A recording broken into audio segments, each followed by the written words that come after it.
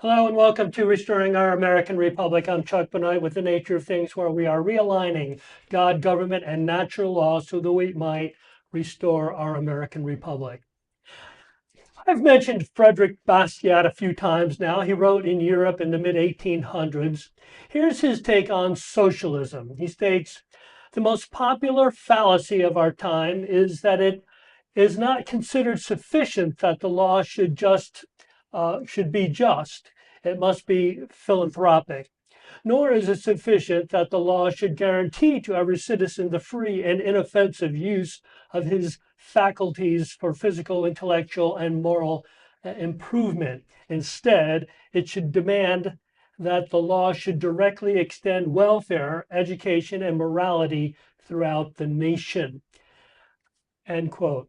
Bastiat calls this a popular fallacy, and I would be quick to say that the government's idea of morality is of the basest kind.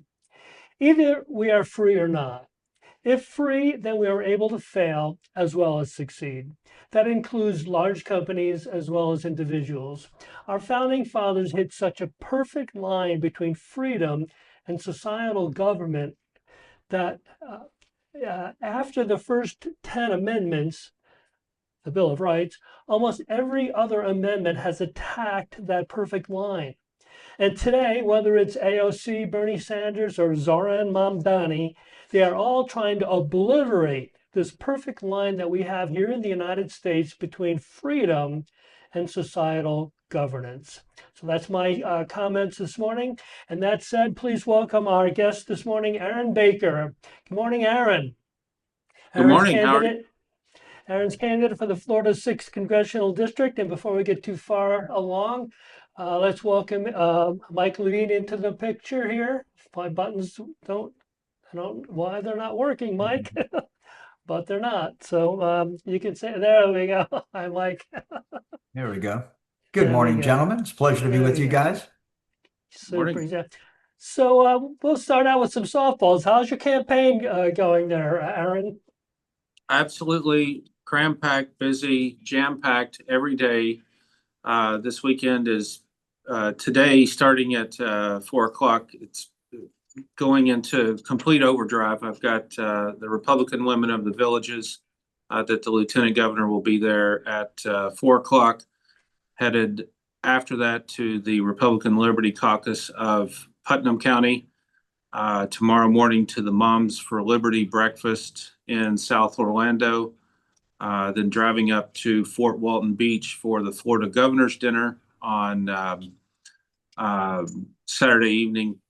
And Sunday morning, I'm going to try to make it back to Moms for Liberty for their closing breakfast. So cram-packed weekend starting at 4 o'clock today. Well, that's awesome. Sounds like you're very, very busy. Is there anything out there about campaigning that you're kind of learning? Any I don't know, things that are in your personal take on all this that's changing? Or are you focusing a little more on one thing or another? What are you doing? How's your campaign changing or progressing? So the one thing that I learned in the special election, and the special election was just kind of a crash course of, okay, throw you to the wolves and kind of see what happens. A couple things that I've learned: focus your time on where it makes sense to be. If you're going to be, for example, at the Republican um, um, the Federated Republican Women of the Villages, you need to be there because they're going to have, 250 to 300 people show up. It's going to be cram packed. Every single person talks to every single person in their community in the villages. That's a very important place to be. The Republican Liberty Caucus in Putnam County, smaller group. So it's one of those things that if you can fit it in, but don't make that the priority. Uh, make the people the priority of where everyone is going to be. Well, for sure, you need to talk to a lot of people and as many people as you can. That's for certain. So, so in regard to legislation and your positions, is anything, any of your positions changing or being more clarified? Are you, when you're talking to people, are there comments giving you Well, pause? one thing that's really come up is both Republicans and Democrats have had 15 years to work on the Affordable Care Act, and neither party has done a darn thing to make it any better. And we can see that just spiraling cost of healthcare continue to go bananas. And a lot of people are choosing, can I afford healthcare or can I afford groceries for my family? And that's the point that we're at. A lot of people don't realize the poverty rate in this congressional district is 14.6%. So there are still economic concerns out there that are bringing light to things that, I might not think about every day, like healthcare. I think about it on the coast, beach erosion, infrastructure. Around here, we think about infrastructure. Um, as a general contractor, I have a pretty good understanding of infrastructure. So it's kind of all over the map. Um, During the special election, everyone was concerned with securing the border. Now that focus has changed to keeping the border secure. Um, One big thing that I hear that our Congress is not doing, that it should be a priority day one for any person in Congress, is getting some of these executive orders codified into law, because President Trump has basically 3 years left at this point. So if we don't get these executive orders into law, if we keep talking about stupid things that are never going to pass both the House and Senate, then what are we accomplishing? We're going to be another do nothing Congress. And you see, with all of these continuing resolutions, it's just kick the can down the road, kick the can down the road, and that's it. We're not making any difference on trying to get a balanced budget. We're not making any difference on actually getting more funding for some of the things that we need. Around here, we need infrastructure.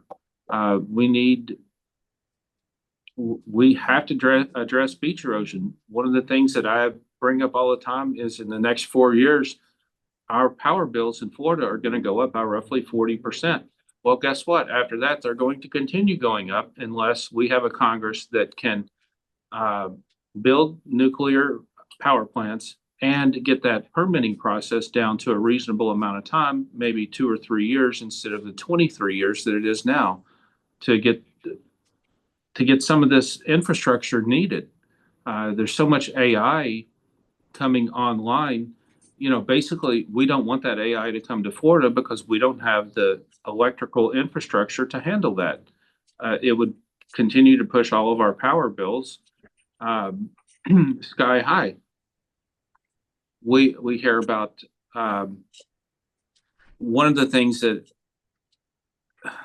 I think about personally is I don't water my yard as much as I used to. And the reason for that is because our water is so expensive in Florida. People don't, if you're outside the state of Florida, you think, oh, we've got 100,000 lakes in Florida. We've got water everywhere. Well, that's not really the case. We have to have the infrastructure to catch up with the demand that we have now, because we have people like Senator Scott that tells all the New Yorkers to move to Florida, and sometimes they listen. So there needs to be a balance there, but we've got a lot of infrastructure that we need to catch up on. Well, I do know for certain that my electric bill and my water bill are outrageously higher in just a few years. They just started skyrocketing. And I think a lot of it has to do with all this money we're putting into solar power, which is, it's insane, absolutely insane. Mike, you've been a little quiet here. You want to chime in on anything? No, You doing Aaron's good? checking the boxes. I believe Okay. that's, I mean, as a congressman, um, filing legislation on every executive order is a really good idea, right? So I certainly support that. I totally agree that if Congress doesn't codify into law the initiatives that the president is um, implementing through executive orders, then as soon as we don't have a Republican president, then that stuff will all just get flipped around, just like, you know, Joe Biden flipped Trump 45s and executive orders, and then Trump came back and flipped, Biden's executive orders, and the next president could easily do that. So I totally am on board with Aaron on that particularly. I'm a cost of living guy, and Aaron is speaking to that. But obviously the power situation with the solar panels and the whole ridiculous debate around that is a Florida issue, which I'm glad, of course, a congressman from the state of Florida should understand state issues so that he can utilize the federal government to the best of its ability to support what we're doing in Florida. But sadly, in Florida, we're heading down the road of solar. We're investing, allowing the public utilities to grow through solar, which is good for the utilities, but it's not good for the people of the state of Florida. And I'd really like it if the governor would acknowledge that, and the head of the Public Service Commission, Mike LaRosa, would understand that and would take a stand to find a different way to get along with the power providers in Florida, Chuck. So basically, in summary, I'm on board with what um, Aaron is saying as it relates to the strategy of codifying the executive orders and pursuing energy, which is of course, and my only concern is Aaron said that we don't want AI in Florida. I'm not sure how popular that's going to be on the campaign trail, but I do agree with him that AI is a huge consumer of energy. That's obvious. And if we're going to have, and I think Florida is prime for being the home of a lot of AI, but it is also true that we have to provide the power that AI consumes. And in my opinion, nuclear is the way to do it. And then Aaron's pointing out that it takes 23 years to get a permit to do a nuclear plant. So, that is a logistical problem, Chuck. It appears to me that President Trump is trying to make some changes regarding the time that it takes, and also wanting some of these uh, private companies, giving them the ability to build their own nuclear power plants. Right.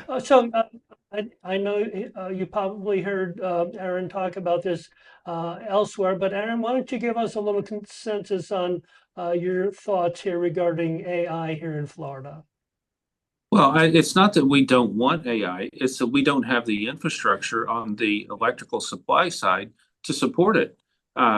If we want to be like California and have rolling brownouts, uh, because we don't have the infrastructure, then that's what's going to happen. It's not that we don't want it. One of my big things is, how do we get the poverty rate down? We get the poverty rate down by attracting more business and industry to this area. Well, that's great. How do we do that? We need the infrastructure in place to be able to do that. And right now, what I'm saying is we don't have the infrastructure. And if you had a partner on the federal side that would say, okay, this is the legislation that I'm going to introduce, this is how we're going to move forward. It seems to be, at this point in time, we have a Congress that wakes up in the morning and says, okay, well, where am I going to go to lunch? And who am I going to have lunch with? And where am I going to go to dinner? And who am I going to have dinner with? And they have absolutely just no clue as to what's going on the ground with you and I. They don't talk about, my water bill being $340 a month. And in Florida, we talk about property taxes, which sounds really good on paper, but you can't just snap your fingers and eliminate property taxes. There's a lot of intertwining issues here behind infrastructure. And until we get to the point where we have somebody that says, yes, I'm going to tackle this and I'm going to be a champion for the people, I'm going to listen to the people. And this is what we need in order to attract these new businesses is the infrastructure that goes with it. Then, we're gonna wind up with exactly what we have, a Congress that is not worth the paper they're printed on. Yeah, Okay. so unless Mike, you have something to add to that, I thought maybe we could move Yeah, I on do. toward redistricting. So Okay. Well, before we move on to redistricting, I just want to ask Aaron to consider in his calculus, as he's advocating for various different policies, that while I'm a pro-growth real estate broker, the more business you bring into the state of Florida drives the population in the state of Florida, which increases demand for everything. And we continue to subsidize housing purchases in Florida, which drives up the price of housing. So what's going on here is, I mean, if you take like for me personally, I kind of focus on median household income. And the truth is that median household income in Florida can't afford to buy a house. And as you bring more and more corporate development into Florida, then you're just raising the demand for everything, which makes everything more expensive, which includes utilities, groceries, insurance, et cetera. So half of the population, I would suggest 70% of the population in Florida gets left behind. So we have to look at that and figure out, in my opinion, because I'm totally opposed to leaving even 50% of the population behind, much less 70%. But that's what we're doing because we continue to do what's good for government and what's good for big business, and we ignore the concerns of working families.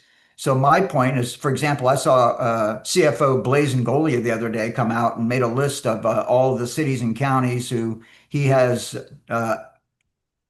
FAFO'd, right, on spending, and he comes up with $1 trillion, I guess, or $1 billion in wasteful spending. But so I texted him and I said, that's great, CFO Angolia, but as we are subsidizing housing purchases, we're driving the price of housing. So you're saying that eliminating property taxes is going to make homeownership more affordable, when in reality, it's just going to increase the demand for housing. So the housing prices could actually go up. I personally believe it will go up. If you eliminate property taxes on homesteaded properties in Florida, more people are going to move to Florida to get the tax savings. And then the price of housing will in fact go up, which will exacerbate the cost of living for median household income families. And I would suggest even people that are at the 70% level of median household income. So bringing business to Florida, while that sounds really great, doesn't necessarily help working people, Chuck. Okay, well, that said, let's move on to redistricting. I do have a map available, Aaron, if you feel that's would be helpful. But talk to us about what you're hearing and what you understand regarding the redistricting here in Florida. Well, let me pull up the governor's quote here on what the governor said about redistricting. So Governor DeSantis, and this was 2 days ago, said, and I quote, "The constitutionality of racial gerrymandering will be argued before the Supreme Court this week. If the court finds the use of race to be unconstitutional, then it will necessitate new congressional redistricting in a number of states, including Florida." So with that being said, I know for a fact that we are rip-roaring ready to go for new congressional districts, which would take the representation in Florida based on math to 25 Republicans and 3 Democrats in total on the congressional level. So the 6th congressional district, which I refer to as Daytona Beach to St. Augustine over to where we are, is basically cut along the keeping the part of St. Johns County, keeping all of Flagler County, and then down Volusia County and more of Volusia County. So it drops off the Lake County portion, the Marion County portion, and the Putnam County portion. that area becomes the 6th congressional district and drops down to Orange County, to the outskirts of Orlando proper. So however it comes out, I know myself and a couple of other candidates, our concern is if you change the numbers of the congressional district, then all of the candidate petitions that we have turned in, that we've collected, had signed, and turned in, and had verified so far, become invalid. So in the event that the Florida legislature does what we expect them to do, it would be very nice if they could write some provision into the law to allow the existing candidate petitions to be transferred to a new congressional district number if it's basically that only the number is changing. Okay, so are there dates that this is all supposed to be taking place by? Well, the Florida legislature meets in January. The issue that candidates are going to have is that the candidate petitions, which right now I need 5,373, are due is March. So right now we have plenty of time. You know, I go to all these events, collect petitions every single day, every event I go to, continue to collect candidate petitions. If that is all thrown out, and let's say the Florida legislature does this day one, and then we have new congressional districts signed into law February the 1st, that only gives you that gives you basically 6 weeks to recollect 6,000 roughly petitions, because not every single one is validated. Again, let's, question. Mike, did you have something to say there? I'm curious, let's assume that the Supreme Court rules that gerrymandering according to race is unconstitutional. Therefore, the state legislature and the governor's office will jump on board real quick. They'll be on that with both feet, and they will change the congressional maps in Florida. And then you're telling us, Aaron, that the congressional district, and of course, there are several maps that could be adopted, but we know in Florida that the legislature and the governor's office typically draw congressional districts based on the people that they want to remain in Congress. So my question becomes, if they adopt the map that you think they will adopt, does that put your opponent in his district instead of, your opponent right now doesn't live in the district? No. So after the redistricting, I wonder if it puts your opponent or existing congressman, does that put him into the district? No, doesn't put him in the 6th. It still doesn't. Or the 7th. It actually puts him in the 8th congressional district. Well, that's really interesting. Thank you for, and just so I'm pretty sure it's true. Correct me if I'm wrong, but United States congressional representatives do not have to live in their district to serve, correct? The U.S. Constitution states that you have to live in the state in which you represent. Correct. Therefore, you don't have to live in the congressional district. Agreed? Agreed. Yeah. Which I think is horrible, by the way. I do too. I mean, I think representatives ought to live in the district. Yeah. How do you know what's going on if you live 100 miles that way? It's just it's a bad look. You can say whatever you want. You can rationalize it a million different ways, but I personally think it's highly offensive. I mean, this goes back into my political career. I mean, I ran for the Board of County Commissioners in 2016 because the commissioner of my district didn't live in the district, never lived in the district, never planned to live in the district, and lied about it all the time. If you elect me, I'll move into the district, and they never do. And, there were complaints to the I don't want this to become about me, but I'm just saying that personally, I'm not going to vote for anybody that doesn't live in the district. Okay, period. There we go. Well, So let's move on. Our time is waning. We have a couple more topics we want to get into. The next one on my list is there's a little bit of a controversy about the changing of the name of the Ocala National Forest to the Ocala National Park. Could you explain what's going on there, Aaron, and your position on it? so a national park or a national forest is what we have now. We have the Ocala National Forest, which is basically, if you look at the congressional map in the background, it's this huge area right in the middle of the congressional district. So all the population basically lives around the Ocala National Forest. Uh, Ocala National Forest, if there are people that live there, and there are people that live there, they can have private property ownership. Businesses can operate. Uh, you can have dogs, pets, four-wheelers. You can hunt and fish. If you change that from a national forest to a national park, then what happens is pets aren't allowed. You can't have four-wheelers. Any all-terrain vehicles are not allowed. Hunting and fishing is not allowed. And you're going to be paying an admission to get into the park.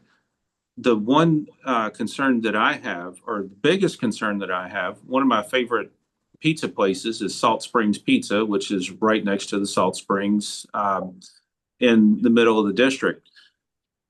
Those businesses are not allowed to operate without a federal license at that point. So they have to have federal regulatory approval to operate a business in the Ocala National Park.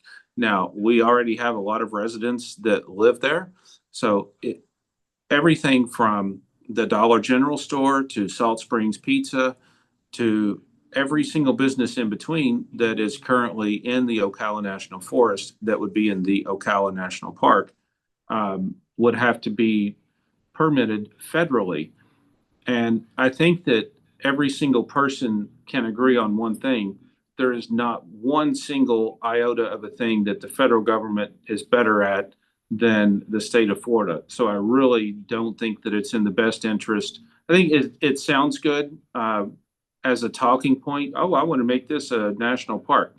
Well, then you look at the actual differences between a national forest and a national park, and you're like, well, that does not make sense for the residents here. And I don't want the federal government in charge of anything else. So, Republican Liberty Caucus had a meeting last Tuesday, and I was not there. Mike, you were. So, would you mind introducing your questions on, I guess it was Michael Goss and his presentation at the Republican Liberty Caucus last Tuesday? I'll be happy to do that. But before we go there, I want to ask Aaron, who is the decision maker? Who decides whether it remains a forest or gets transferred into the park status? Who is the decision maker? Well, our congressman, Mr. Fine, has said that they're going to do a study. So the federal government is going to do a study to, yeah, they're going to waste more money. They're going to waste more money doing something that to put the federal government in charge of something else. The federal government doing a study on anything, I think I'm going to put in my resume I want to be the king of the study. I mean, maybe pick up about a $500,000, right, to decide what's obvious. Right. They're going to put some more shrimp on treadmill to see if they want to run through the Ocala National Park. That makes perfect sense. Yeah. Yeah. Just. I got Again, our time is waning. Do we want to get this into this or so. not? Yeah. Well, again, so Aaron and I were both in Tavares for the Republican Liberty Caucus special meeting where Naval Intelligence Officer retired Michael Goss made a presentation on Islam. And his fundamental premise was that Islam is incompatible with the United States Constitution. And I'm just wondering what Aaron's takeaway was from the points that Michael Goss made Tuesday night. Well, we operate under a constitutional republic. The Constitution of the United States is incompatible with Sharia law. So A does not fit with B. This country cannot change from the United States Constitution that it was founded on. And I think that there are a lot of people that would certainly agree with both of us that there's just no place in the United States of America for Sharia law. It was very educating. I spoke earlier. I said I'm not a theologian. I haven't taken the time to study Islam, so I actually did learn quite a bit.